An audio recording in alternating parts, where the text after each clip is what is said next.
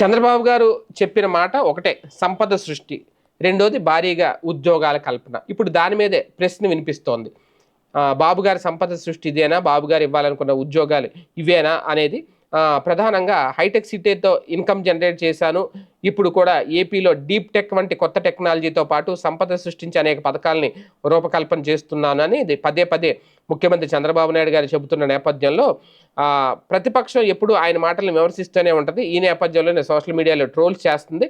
ప్రధానంగా చంద్రబాబు విజన్, ఆయన చెప్పే సంపద సృష్టికి తొలి అడుగు పడబోతోంది. రిలయన్స్ కంప్రెస్డ్ గ్యాస్ ప్లాంట్ల ద్వారా రాష్ట్రంలో ఒకేసారి 2 లక్షల ఉద్యోగాలు రాబోతున్నాయట. మరో 2 నెలల్లోనే ఈ నియామకాలు జరగబోతున్నాయి. ఏటా రాష్ట్రంలో 4 లక్షల ఉద్యోగాలు కల్పిస్తానని, 5 ఏళ్లలో 20 లక్షల ఉద్యోగాలు వచ్చే విధంగా పనిచేస్తామని ఎన్నికల్లో కూటమి హామీ ఇచ్చింది. ఈ ప్రకారం అధికారంలోకి వచ్చిన నుంచి పెట్టుబడులు వేట సాగిస్తుంది. ఇక పెట్టుబడుల ఒప్పందాల్లో భాగంగా రిలయన్స్ ఇండస్ట్రీస్తో ఒప్పందం చేసుకుంది. రాష్ట్రంలో 500 కంప్రెస్డ్ బయోగ్యాస్ ప్లాంట్లు ఏర్పాటుకు 65,000 కోట్ల రూపాయలు ఒకేసారి పెట్టుబడి పెట్టబోతోంది రిలయన్స్. ఈ మేరకు ఒప్పందం కూడా పూర్తి చేసుకున్నారు. భూములు కూడా కేటాయిస్తూ ప్రభుత్వం ఆదేశాలు జారీ చేసింది. పనులు కూడా మార్చి నుంచి స్టార్ట్ అయిపోతే వచ్చే 2 నెలల్లోనే నియామకాలు చేపట్టే దిశగా రిలయన్స్ కూడా అడుగులు వేయబోతుందట. అంటే ఈ ఒప్పందం ఫలితం రిలయన్స్ సంస్థలో రాష్ట్రంలో కరువు ప్రాంతాలుగా భావించే ప్రకాశం, పల్నాడు జిల్లాలో తొలి బయోగ్యాస్ ప్లాంట్లను ఏర్పాటు చేయబోతుంది. ఈ ప్లాంట్ల ద్వారా ఒకేసారి సుమారు 2.5 లక్షల ఉద్యోగాలు వస్తాయట. కనీసం డిగ్రీ చదివిన వారికి ఉద్యోగాలు ఇవ్వనున్నారు.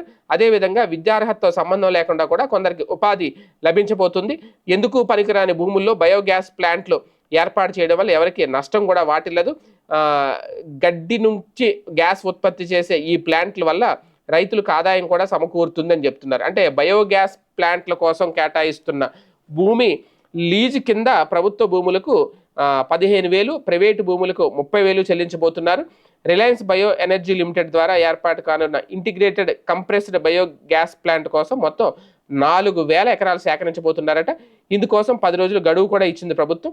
బయోగ్యాస్ ప్లాంట్ల పరిధిలో గడ్డి పెంచడం, ఆ గడ్డి నుంచి గ్యాస్ ఉత్పత్తి చేయబోతున్నారు. ఈ గ్యాస్ వినియోగం రవాణా అన్ని రాష్ట్ర పరిధిలో జరగాలి అనేది కూడా నిబంధన విధించారు. దీనివల్ల తక్కువ ధరకే ఎనర్జీ అందుబాటులోకి వస్తుంది, మరిన్ని ఉద్యోగాలు లభిస్తాయనేది ప్రభుత్వ అంచనా. మొత్తానికి రిలయన్స్ ఎనర్జీ ద్వారా మరో 2 నెలల్లో భారీ ఉద్యోగాలు వచ్చే అవకాశాలు ఉన్నాయి అనేది. అయితే ఇవేనా ఈయన చెప్పిన 2 లక్షలు, 5 లక్షలు, 20 లక్షల ఉద్యోగాలు?